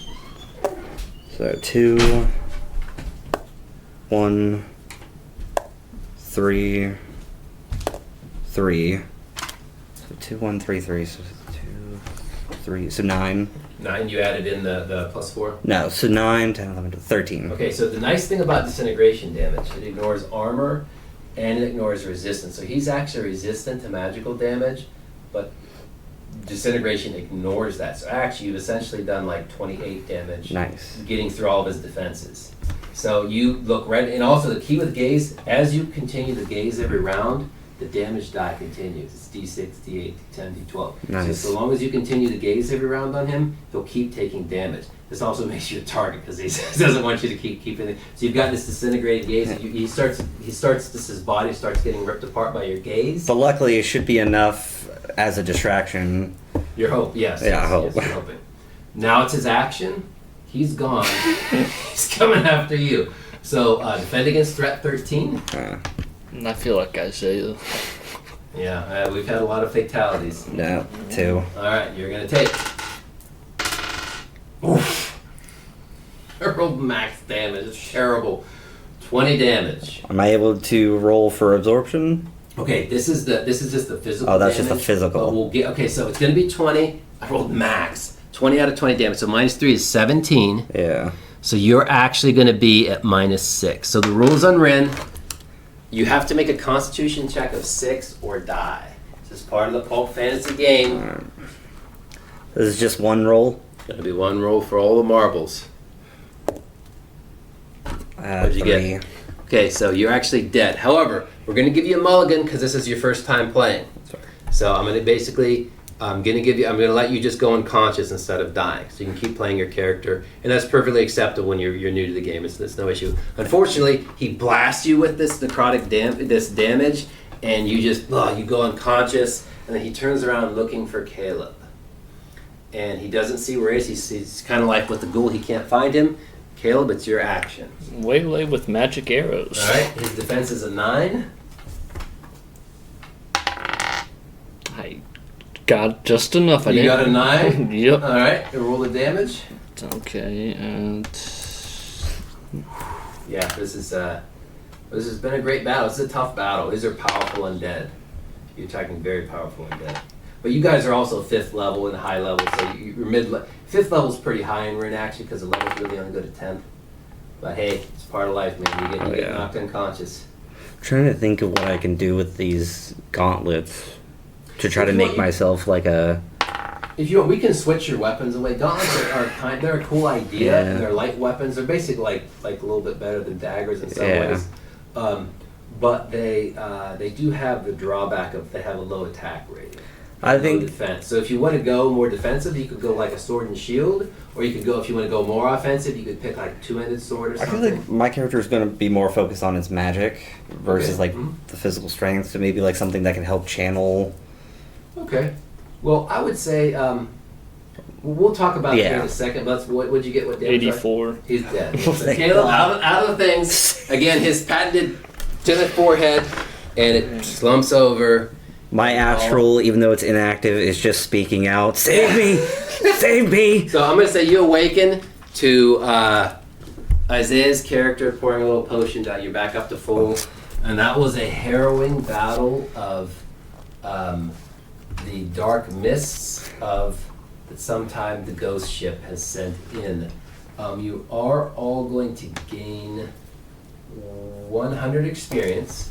So, Caleb, where's your experience right now? 1950. So we're going to put you at 1950. You're going to match his experience. And you're like, oh, that was dead. You took out that was a powerful. That's actually the deadliest encounter in this thing. It's very deadly, very powerful. You guys did great. People get knocked unconscious and die Hey, all but the time in my the fact that I lasted that long. You did great. I mean, you see, your offensive power was great. So if you want to switch your weapons up, I would probably recommend. So the real question is, do you want to be more offensive or defensive? That's really the question. More offensive, but it's with my magic. Like I was thinking about it, I'm trying to do one of two, and I feel like I need to focus. Like the absorption is key. Yeah, and that'll actually function regardless of your weapon because that's a proficiency that you roll. But like, for instance, a war axe, it does a D12. Your damage die would be a D12. You'd have +3 to your attack. So your attacks would change to a +7 attack, but it would still be a +3 defense. Am I able to do like a scythe or a spear? Yeah. So if you want to do two-handed or one-handed.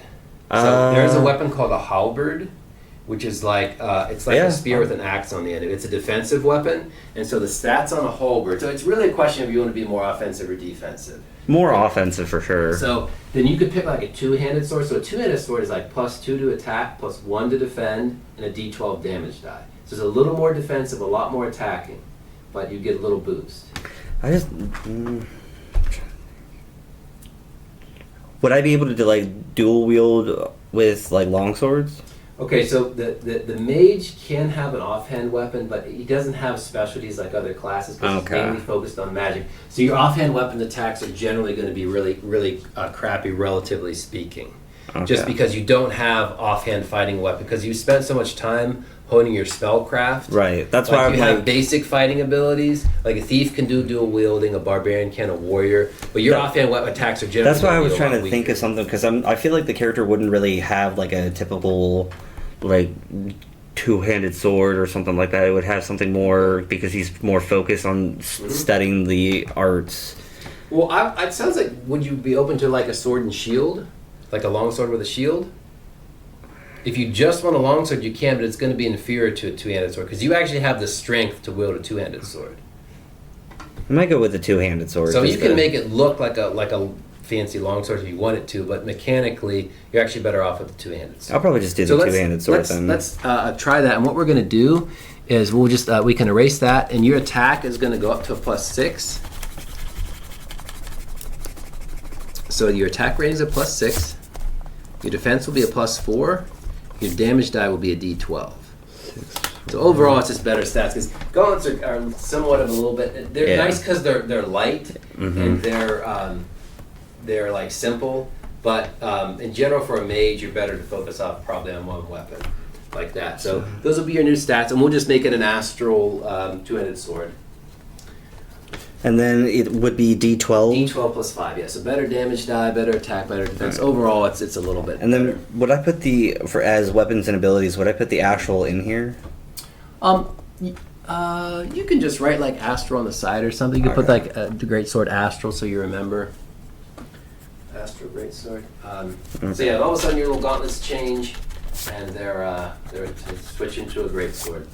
And that's fine. You're learning the system, so you're learning how to do things. So that actually, you're like, whew, that was deadly. Boy, you picked a time to switch places. Also, Yeah. my magic bottle, I have that knight in there. Oh, yeah.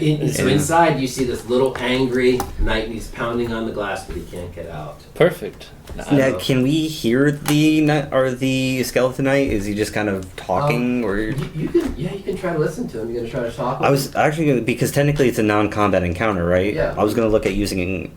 Oh no, wait, that's non-undead. That's right. Yeah, it has Never to be mind. it has to be living. But you can try to talk to him if you want to.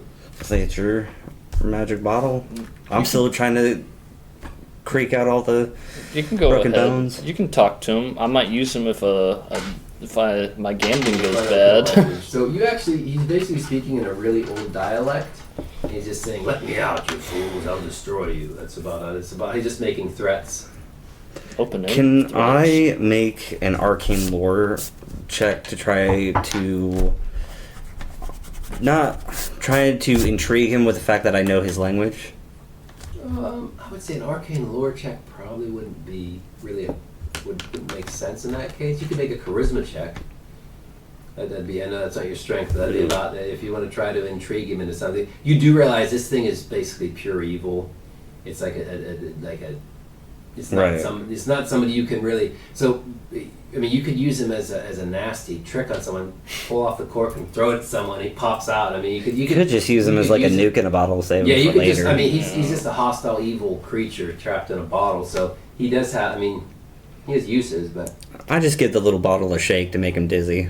okay, yeah, he does. Oh, let me out, you terrible fools! Let's go in the back of my And pockets. yep, and then you got a little skeletal knight in the back. But you realize that was a powerful necromantic magic coming from that ghost ship, and it was quite. It was pretty. I recognized it because I passed that Right, the yeah. arcane lore check. Yeah, you realize. So yeah, that was a powerful thing going on. So now we're on day 30. We're gonna say. I'm gonna say a few days pass. I do it in January. It's a total of a 36-day journey. So I think we'll probably do one more encounter. Let's see where it goes. I don't know. How late do you plan on playing or staying? I didn't know it. I'm okay as long. So we'll try one more encounter, and we'll probably call it from that. We usually do like 2 to 3 hour sessions. I'd say. Let's see. Okay, on day 3. So it's on day 33. Let's see what comes up. 4. All right. And it goes to the ship. 1, 2.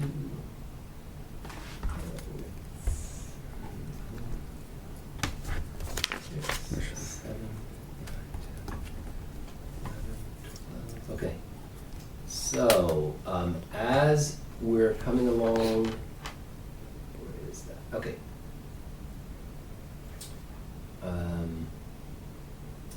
You guys remember back at the very start of the voyage, there was a meteor. Now, you wouldn't know this, Cody, but there was a meteor shower that was on the seas, and it seemed to be far off and unusual.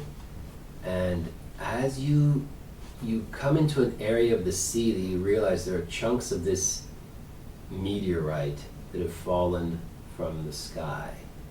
And you see in the distance you're sailing toward a large serpentine figure on one side of like a shipwreck. A big, it looks like a creature that's kind of like part shark and part crab. It's got like a trident that it's holding. And you see this whirling mass of air that has a form in the middle of it. And you can make arcane lore to figure out what it is. I think I want to do that. So that'd be plus 7 plus 2. Yeah, so you know this is a greater air elemental. These are powerful, and then I would say the rest of you can figure out this is a sea serpent. It's like a sea dragon, kind of a smaller sized one, an air elemental on one side of the ship, and a cell. They're all kind of, I guess, a little bit grouped together, and they appear to be talking about something. And the ship is sailing straight toward them. As the ship nears, the greater air elemental is going to greet you and say, perhaps these sailors can help us decide what to do with this ship. And he kind of sends some air and stops your ship, and is going to talk to you, to V, and say, we're having a debate. Perhaps you could help us. A meteor has raised this sunken ship, and it appears to have some sort of treasure hidden within it, but we are all too large to investigate it, or unable to. So he says, I, being an air elemental, cannot enter the water. The silicon tyrant here, he's this big part fish. He's like a fish head with like crab arms. He is too large to enter into it without ripping it apart. And the sea serpent is also fairly large, and they're having a debate on what to do with it. So perhaps you could aid us. Can I sense if there's any negative intentions with these? Sure, that could be a charisma check. And I'm also going to give. Dolph Zun has an insight ability, but he fumbles, so he doesn't know. Yeah, you can make a charisma check to kind of read them. Actually, I'm sorry, make it an intellect check. Oh, intellect? Okay. Yeah, intellect check to read them. Yep. 4, so 7. Okay, so you don't sense any ill intent from these creatures, and you realize that they're all very powerful. If they wish to do you harm, they could have, Okay. because they have no real reason to bluff.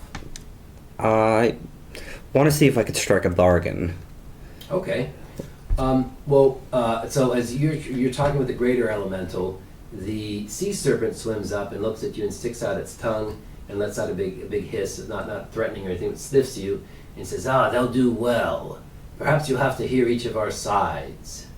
So the sea serpent's going to tell you his view. He says he is a territorial creature. This is his region. This is my region of the sea, and I'm reverent. What belongs to the sea should stay there. I believe that the ship belongs to the sea. I believe we should return it to the depths. The silicon tyrant, he's kind of big, and he swims over and he goes, No. I wish to add the treasure to my undersea hoard. I have a vast hoard beneath the waves, but the sea serpent won't let me enter because and I don't wish to anger him as we've been friends for a long time. And the greater air elemental comes over and he says, I'm curious, and I feel a kindred spirit stirring in the depths of this ship, but I am unable to enter it due to my being made of air. I can't enter the water. But we all have, I would like to have it explored and just see what's in there and have my kindred released, however they're trapped in there. So the sea serpent's basically saying that this is his territory, he'd like it to return to the sea and be put to rest, as what sea has claimed should belong to the sea. The Silicon tyrant wants to add the treasure to his hoard. The greater air elemental wants to free whatever's trapped in, because he senses an elemental spirit is somehow trapped in the wreckage. So they're having this debate. And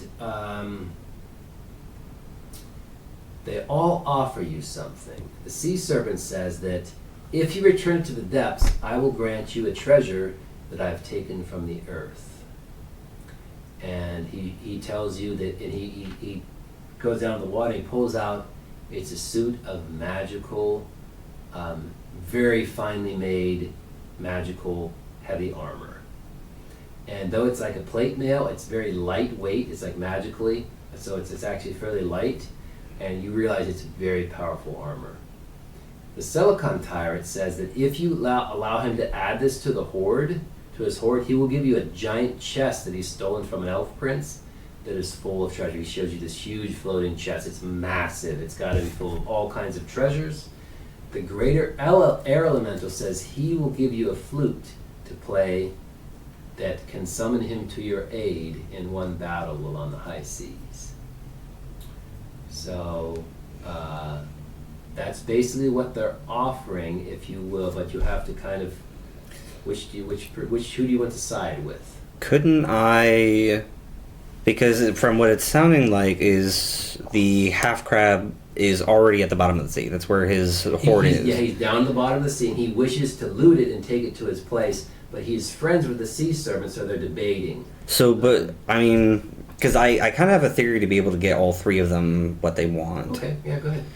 Because if I free the spirit and then we sink the ship, that way it's in the water, the spirit gets released, and then he can add it to his collection because it's part of the sea, it's already part of the serpent. So that way all three of them would be able to get what they want. It going back to the sea, being a part of the collection, as well as the air elemental returning. So the Silicon tyrant goes, that's a sage suggestion. I can't believe we didn't think of it. So you say, sink it into my treasure, free the air elemental, sink the rest of the ship into my treasure hoard. And as long as the serpent has at least somewhat access, because they are Lord of the Sea, then it shouldn't be an issue. It's still a part of the sea. He has access to it. It's part of your treasure hoard, and the air elemental gets released. Everybody gets win. It's a win-win-win. Caleb, what are you saying as you're overhearing this conversation? I'm with him. Okay, so they say this is a very sage advice, and I think you did a very good argument, so I'm not going to require any checks. And I'm going to give you 50 extra bonus XP for good role playing. I never thought of that solution, to be honest. That's really good. So you can bump up 50 XP, Cody. 2,000. So the question is, someone is going to have to head down there to explore. The greater air elemental says that he may grant you an air bubble around you, being an air elemental, that will allow you to breathe underwater. So they're open to your plan. So who's all heading down there?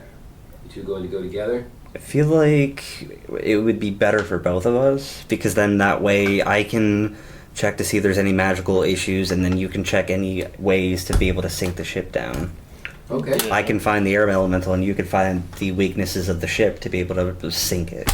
All right. So then, Caleb. So you guys, he both puts the magic on. You have like a crown of air that's around your heads. It's producing water or producing air for you, so you can breathe. You dive into the depths of the, or you get to, first of all, you would have to climb onto like the upper deck, which is partially submerged, and there are pieces of that meteoric ore. You realize that meteor shower actually raised the sunken ship somehow. There is a hatch on the top that you could enter through, and you'd actually be submerged in the water. I open the hatch and I go in and I try to attune myself to feel where the air elemental is. Okay, so there is D100 silver pieces worth of treasure strewn about. So you can both roll a D100, which is the two 10-sided dice, and add them together. What'd you get? Got a 5. You get 5, I got 41. and you scoop up a bag of 41 silver pieces. And then as you're going through the lower deck, as you've kind of been gathering up the little remnants, you find a hold that is sealed with a sigil, and you know for certain that the sigil is pulsing there, and there's something sealed within this hold.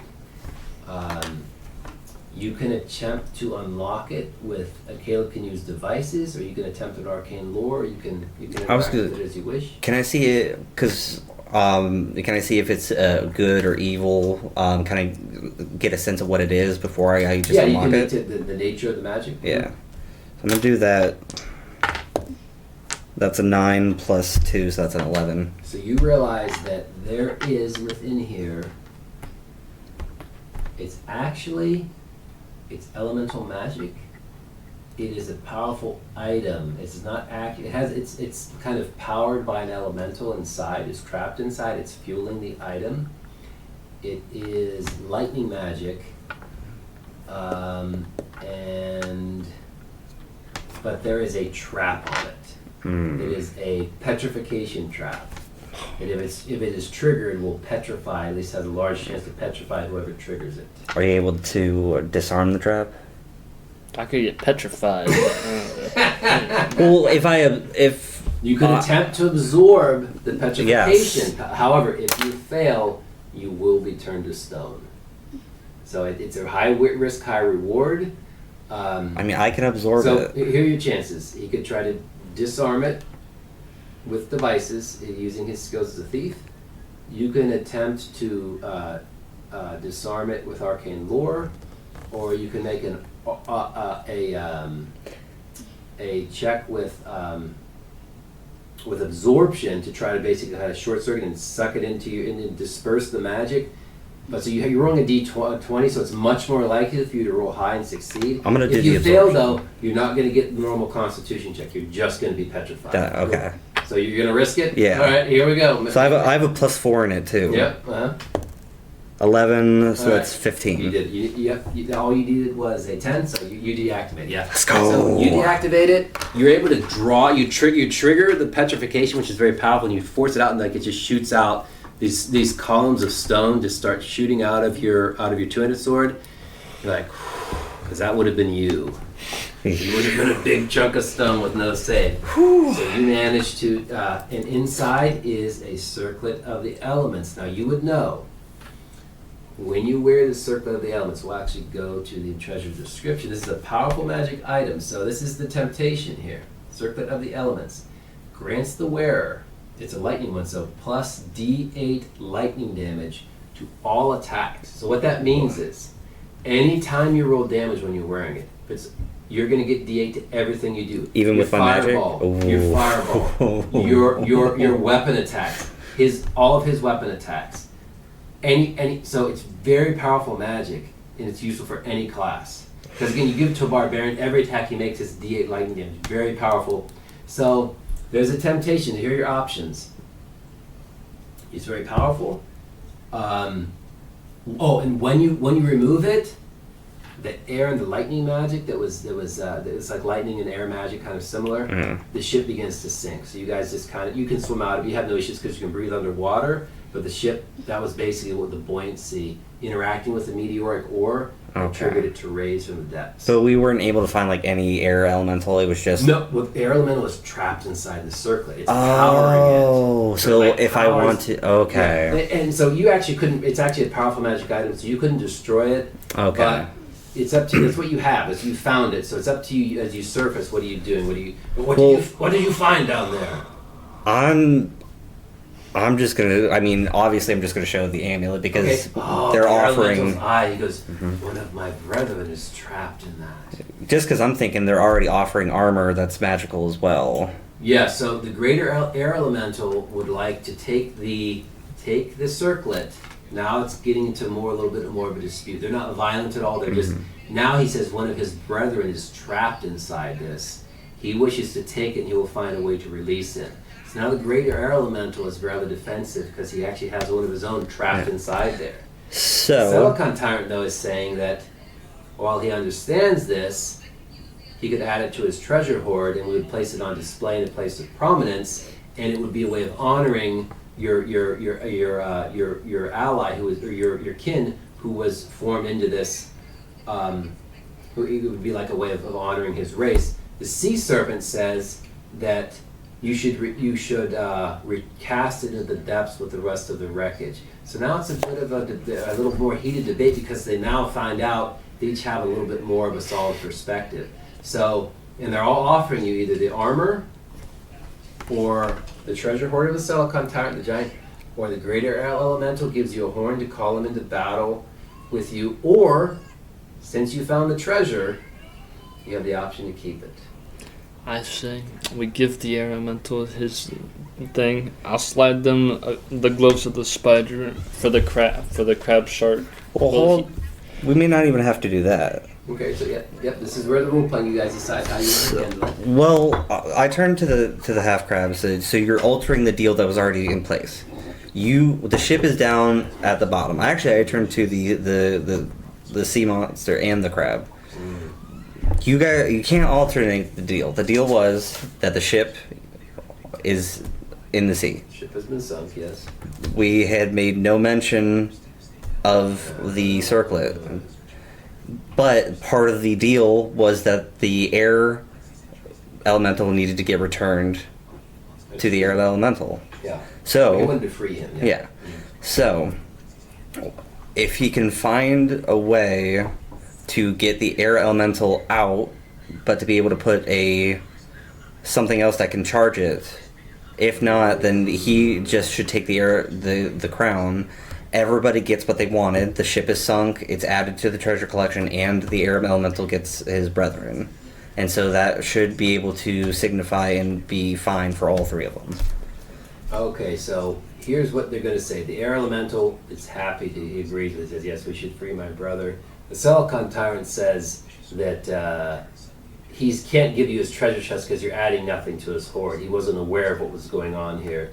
The Sea Serpent says, if you're not going to return it to the depths, I can't give you this magic armor. However, you can make a charisma check. If you crit it, you're going to need a crit because these guys are hard. They're very set on their perspectives on the sea. I have a perfect item to give them. Okay, what do you want to give them? I want to give them my magic bottle. Oh, give him the magic bottle. Oh, the Silicon Tower looks. Oh, a magic bottle. Yes. Ah, okay. In replacement, we get the amulet in a alternate magic source for it. Okay, so he gets a treasure item for his thing. Okay, so I'm going to say that's going to satisfy the Silicon Tyrant. The Sea Serpent, though, wants the treasure returned. So the Silicon Tyrant's fine with that. But the Sea Serpent, what are you going to do to convince him that you're not returning this item to the depths? You're adding a new treasure. Something that is alive, can be stuck there, and doesn't have to breathe. Very nice. So I'm going to have you make an intellect check, and Okay. Caleb, you can make a charisma check. So a 7. Okay? Got a 6. Alright, so you both succeed. I'm going to say because of your clever roleplay, you get out of this, you convince everybody equally. He loses the magic bottle. That little skeleton war is going to be trapped down there for eternity on display in the Silicon Tyrant's hall.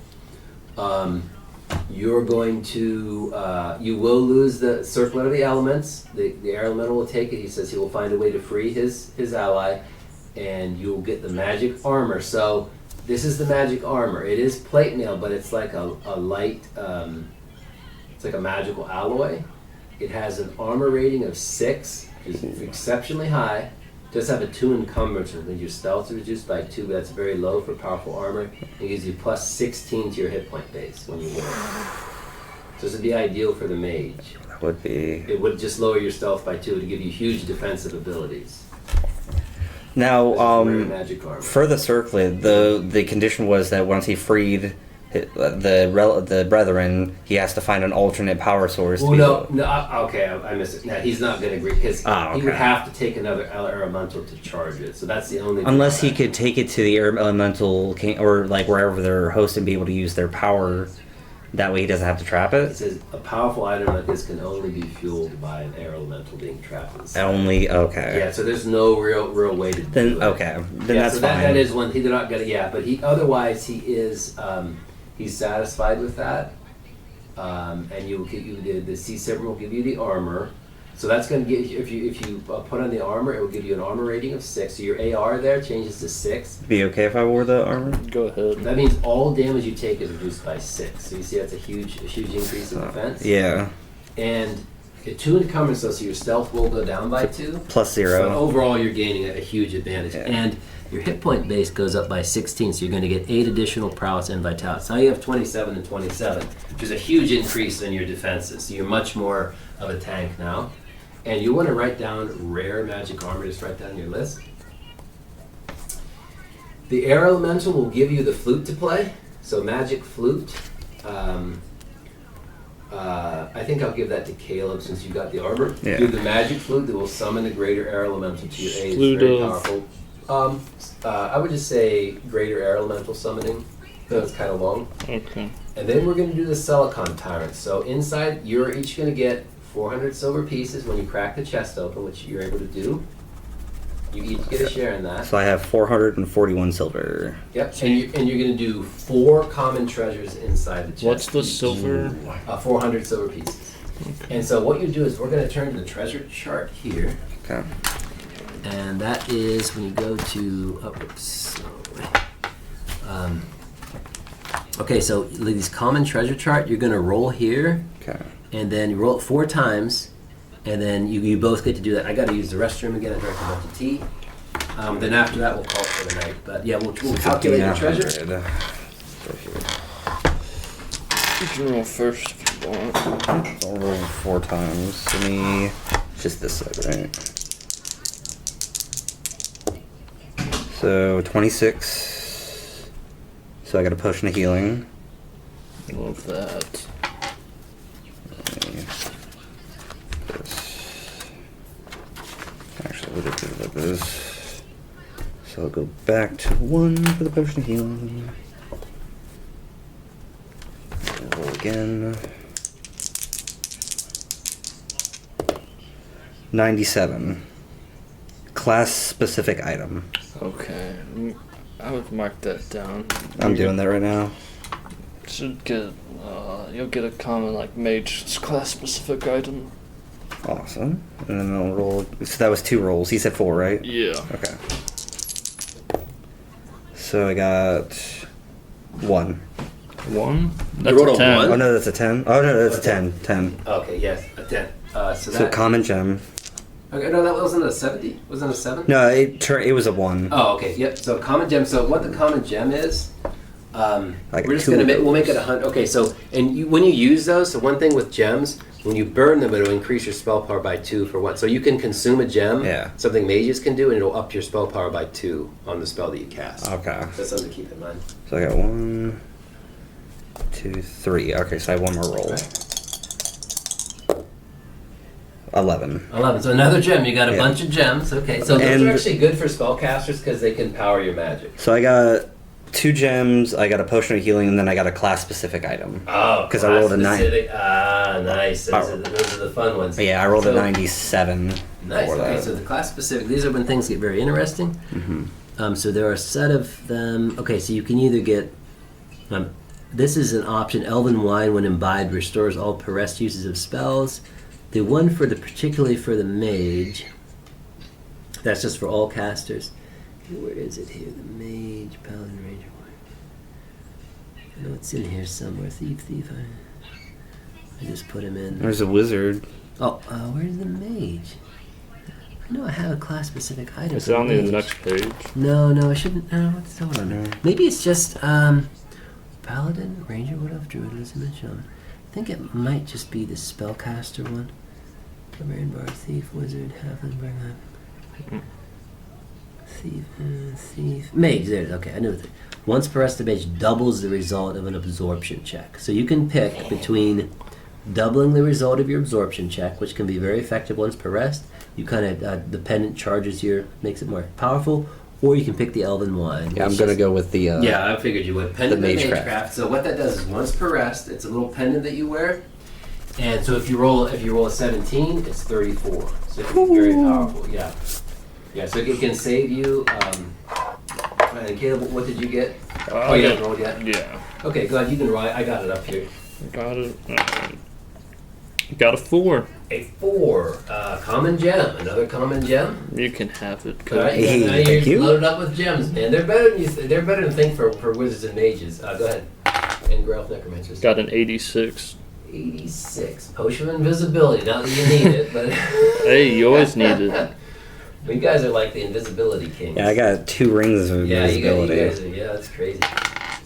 Got a 17. 17, common gem. And Okay, you guys are like just thank rolling you. a bunch of common dates. full You of giving that to gems. me again? Yeah. Yeah, Thank you you. load it. You really have some powerful. Oh, yeah. Got a 5.